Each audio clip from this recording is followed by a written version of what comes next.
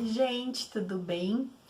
J.K. Rowling, ela é uma escritora muito famosa e escreveu a saga Harry Potter. Quem aí conhece ou já viu, assistiu a um dos seus filmes. Pois bem, todo esse universo de bruxos e bruxas a gente vai ver no último livro, Harry Potter e as Relíquias da Morte, que vai ter ali uma referência às histórias, aos contos de fadas destinados a bruxos e bruxas.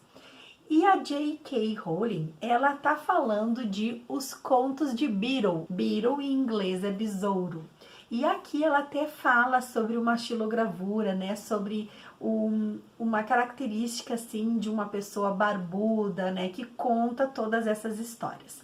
Assim como tem para os humanos os contos de fada, Cinderela, Bela Adormecida, Chapeuzinho Vermelho, para os bruxos nós teremos aqui 5 contos que eu vou ler para vocês os títulos. O Bruxo e o Caldeirão Saltitante, A Fonte da Sorte, O Coração Peludo do Mago, Barbiti, a Coelha e seu Toco Gargalhante e o Conto dos Três Irmãos. E por que esse livro aqui ele é importante lá na saga do Harry Potter? Para Hermione poder desvendar quais são as relíquias da morte, Dumbledore vai escrever, então, para Hermione, para a personagem, todos estes contos que hoje eu vou contar para vocês. Assim como Dumbledore escreveu para a personagem Hermione, a autora também escreveu 7 exemplares desse livro no ano de 2007.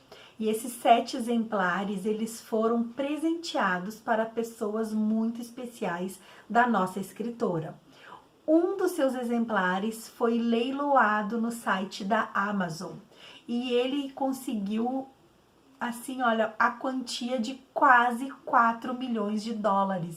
Vocês acreditam que uma pessoa envolvida no mercado das artes comprou o livro que tinha sido escrito e ilustrado pela J.K. Rowling, e também esse livro tinha pedras preciosas que a própria escritora mandou colocar, tanto peças de prata quanto também peças semi-preciosas. Todo esse montante de dinheiro ele foi então destinado para essa associação ali que acolhe, né, crianças e adolescentes que foram institucionalizados, crianças vulneráveis, né, que foram retiradas de suas famílias.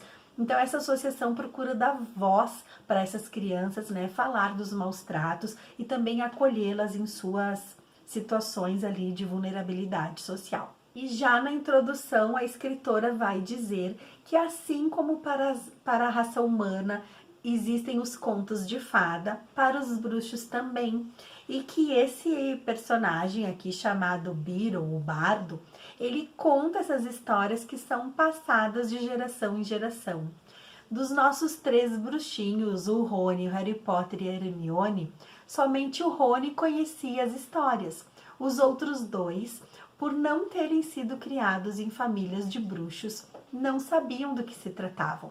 Então o personagem Dumbledore, ele escreve cada um desses contos e após a narrativa, ele faz sempre uma explicação, uma conversa com a Hermione, dizendo a importância de cada um para a educação deles. E claro que o conto que vai aqui apresentar os 3 irmãos e as 3 relíquias da morte é que vai dar então o tom da história do último livro da saga Harry Potter, porque este conto vai apresentar exatamente como os 3 irmãos conseguiram enganar a morte e os presentes que a morte deu para cada um deles, que foi a capa da invisibilidade, que depois é presente do Harry Potter, né? Ele ganha isso mostrando que esses 3 personagens, esses 3 irmãos, são ancestrais do Harry Potter. Ele ganhou a capa da invisibilidade, mas existem também a varinha das varinhas e a pedra da ressurreição.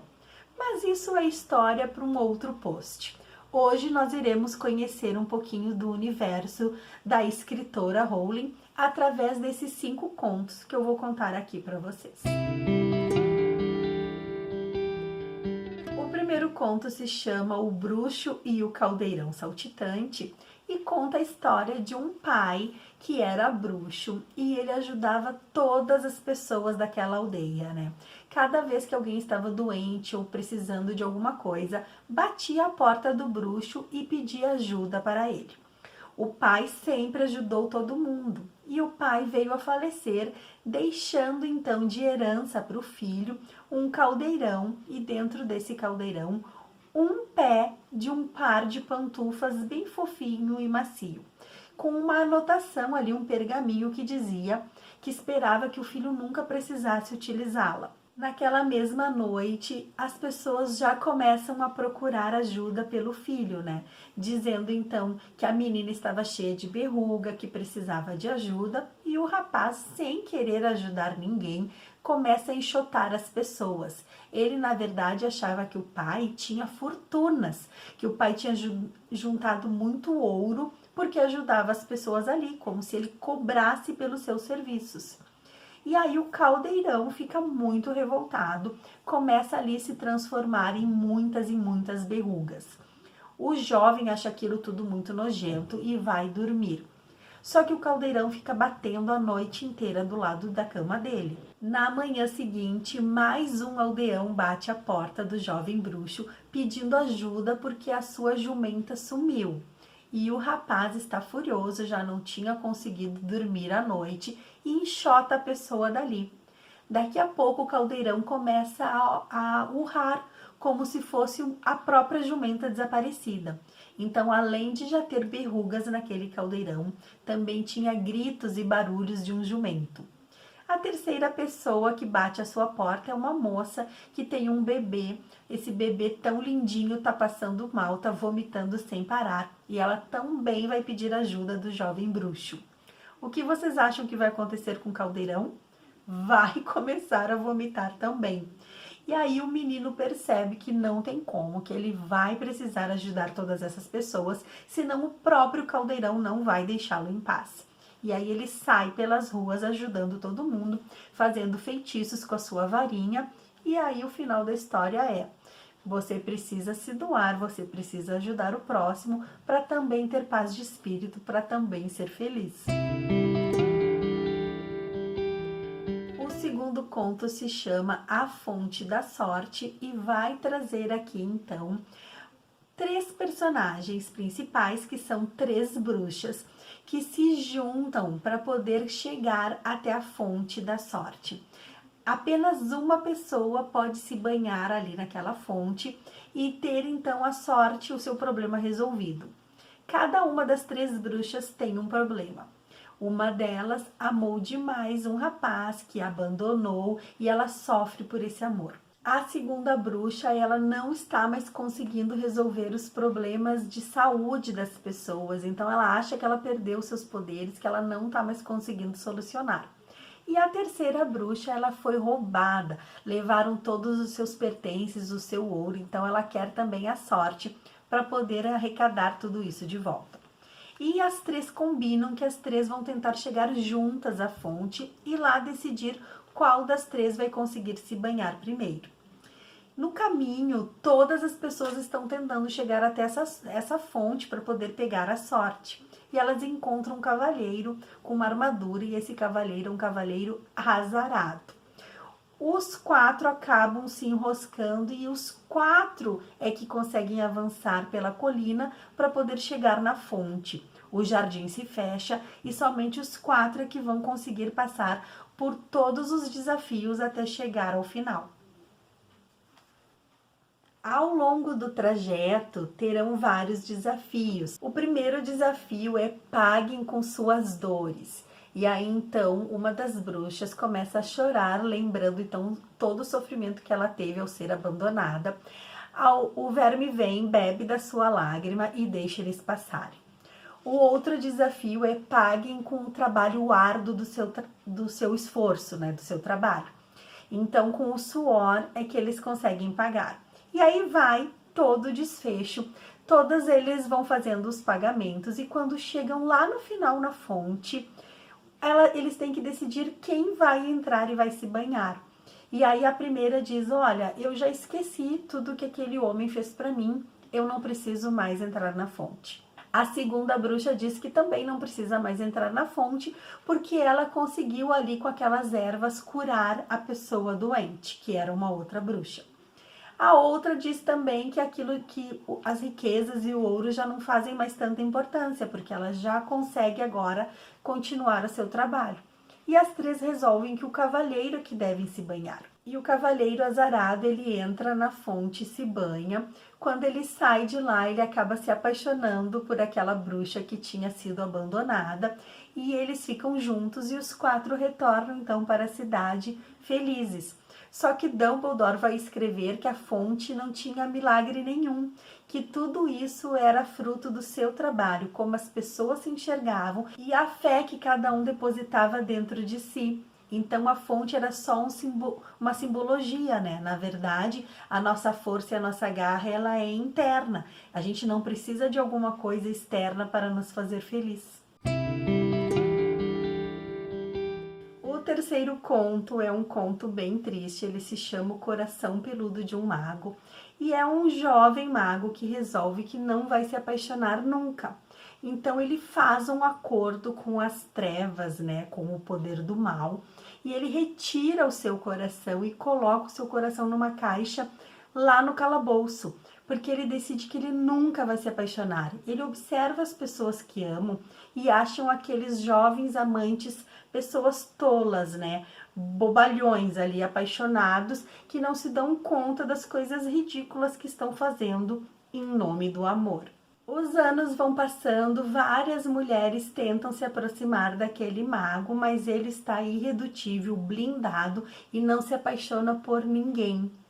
Até que ele escuta, né, dois serviçais falando que pena, né, aquele mago tão endinheirado, com tanto poder, com tantas riquezas, não tem ninguém para compartilhar isso com ele, né? Não tem uma esposa, ele vai morrer sozinho, solitário, naquele castelo com toda a sua fortuna. Nesse instante, o mago resolve que ele vai casar, que vai arranjar uma mulher, mas ela tem que ser uma donzela, ela tem que ser linda, ela tem que ser de uma família de muito dinheiro. Ele coloca critérios assim imensos naquela pessoa. E de fato, na manhã seguinte, aparece uma donzela assim ali nos arredores. Quando as pessoas percebem que aquele mago se interessou pela moça, resolvem fazer um banquete para apresentá-los. E aí então o mago vai, começa a cortejá-la, mas sempre de uma maneira fria e polida. E a moça percebe que tem alguma coisa que não está fechando bem.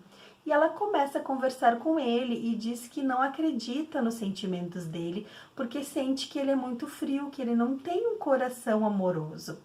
E aí ele leva ela até o calabouço e mostra o coração dele, que de fato o coração está ali, todo peludo, todo feio, escuro. E ela fica com muita pena. E ela diz assim, se você devolver o seu coração para o lugar dele, eu me caso com você. Na hora que o mago coloca o coração de volta, né, o coração começa a ficar revoltado, porque ele não quer ser aquele coração espinhento e feio, ele quer ser o coração dela, porque o coração dela é rosado e bonito. E aí, num acesso de loucura, o mago acaba matando a donzela para poder pegar o seu coração. E ele tenta trocar, tirar o coração feio e colocar o coração bonito da moça. Só que nisso ele pega uma adaga, acaba se cortando para tirar o coração e ambos acabam morrendo. Ai, triste essa história, né? Porque a gente precisa do amor, a gente precisa do outro, a gente precisa de solidariedade, de empatia, de compaixão para poder viver. Ninguém quer ser uma pessoa assim fria, rancorosa, amarga e sozinha, né? Vai trazer que um rei, ele queria ali que algum feiticeiro viesse ensiná-lo a fazer truques, a fazer bruxarias. E aí um charlatão, sabendo disso, se inscreve como o feiticeiro para ensinar o rei, pega 2 gravetos qualquer, só que avisa dizendo que somente quando o rei se tornar merecedor dos feitiços é que as pessoas poderão ver. E aí eles ficam treinando, o charlatão fica fingindo fazer acrobacias, virando aquela varinha de um lado para o outro, e o rei acreditando que está aprendendo a fazer bruxarias. Nessa hora, uma lavadeira que lavava ali os lençóis de todo o castelo, tá na janela e tá observando toda aquela bobagem e ela começa a rir. Ela começa a rir tanto que o rei fica envergonhado e ele diz assim pro professor, né, para esse charlatão: amanhã nós iremos fazer uma demonstração das minhas mágicas para todas as pessoas, porque eu não quero ninguém rindo do rei pelas costas. E aí, então, o charlatão se apavora, porque ele sabe que não ensinou foi nada para o rei. Nem mesmo ele sabe fazer qualquer feitiço. Ele vai até a janela dessa lavadeira e quando ele chega na janela, ele vê que ela está lá sentada e todo o serviço está sendo feito através de magia. E ele percebe que ela é uma bruxa. O charlatão ameaça essa lavadeira dizendo que se amanhã alguma coisa der errado e ele não conseguir fazer os feitiços junto com o rei, ela será acusada como bruxa e será morta. Aí então, no dia seguinte, todo mundo tá lá, o rei tá lá, o charlatão também. O rei pega a varinha e diz: eu quero que esse chapéu suma. E aí a lavadeira vai lá e por trás de uma moita faz aquilo acontecer. Depois o rei diz: eu vou fazer um cavalo desaparecer no meio da sala. E aí pega o cavalo e desaparece. Tudo isso a lavadeira vai ajudando. Enquanto o rei está pensando outra coisa para fazer, um dos seus guardas vem e diz: rei, por favor, ressuscite o nosso cachorro que acabou morrendo ontem pela manhã. Só que não tinha como a lavadeira ressuscitar o cachorro e ela fica de braços cruzados.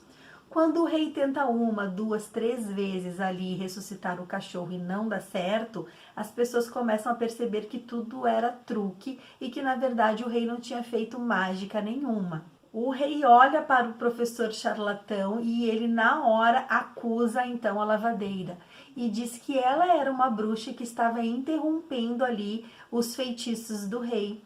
Nisso a lavadeira sai correndo, se esconde dentro de um tronco de uma árvore. E aí, então, temendo que a lavadeira reaparecesse, ressurgisse, o charlatão diz: rei, corte essa árvore. O rei corta a árvore e aí na mesma hora aparece uma coelha, começa a rir e dizer que o rei está sendo enganado e que ele vai ser punido se não construir em cima daquela árvore uma estátua da lavadeira para que ele nunca se esqueça que os bruxos são pessoas boas e devem ser protegidas pelo reinado. Com medo de que algo ruim aconteça, o rei decide concordar em fazer uma estátua da lavadeira e tudo termina bem. O último conto é então sobre esses três irmãos e é esse conto que aparece no filme do Harry Potter e as Relíquias da Morte. Aqui fala, né, que três irmãos eles tinham que atravessar um rio.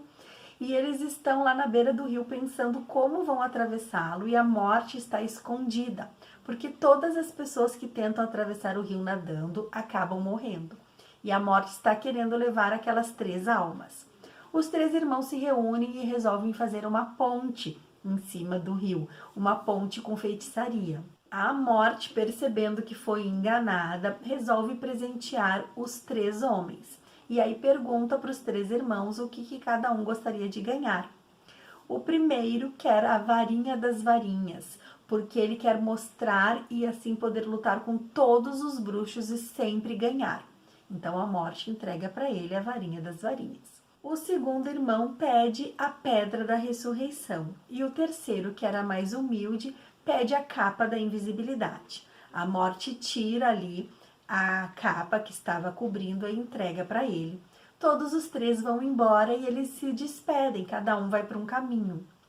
O irmão mais velho que tinha pedido a varinha das varinhas, ele vai até um desafeto seu, até um outro homem que tinham brigado.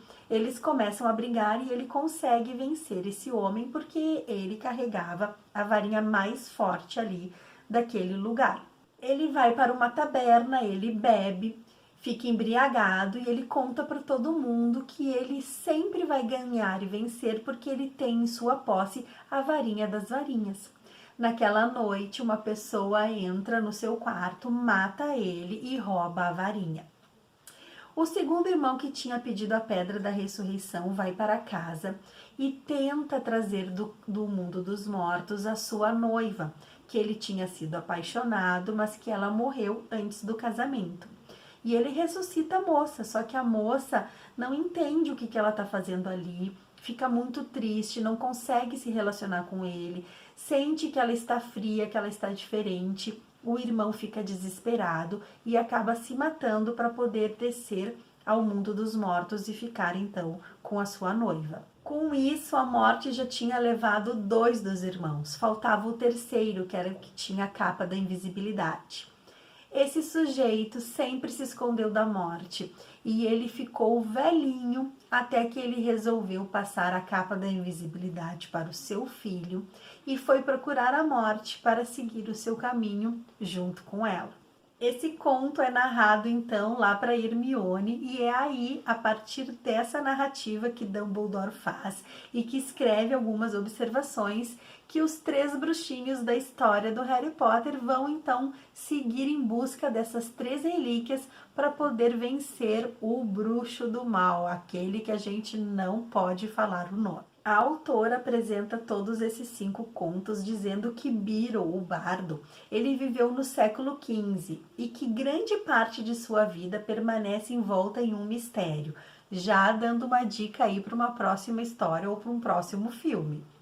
Sabemos que ele nasceu em Yorkshire e uma única xilogravura que chegou até nós mostra que ele usava uma barba excepcionalmente luxuriante. Suas histórias refletem com fidelidade as opiniões que ele gostava tanto dos bruxos quanto dos trouxas. E considerava que esses contos se assemelhavam muito aos contos de fada. Diz inclusive que nos contos de fada trouxas é comum a magia estar na raiz dos problemas dos heróis ou das heroínas, como a bruxa malvada que envenenou a maçã ou fez a princesa mergulhar em um sono profundo de 100 anos.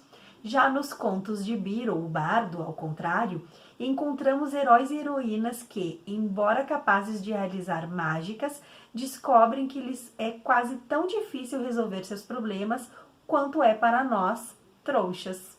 Então, se você gostou dessas historinhas, aproveite para comprar o livro, porque todo o dinheiro arrecadado é destinado para a Fundação Children. Eu vou me despedindo por aqui. Desejo a vocês um ótimo domingo e a gente se vê na próxima história. Um beijo grande, fiquem com Deus e até lá. Tchau, tchau.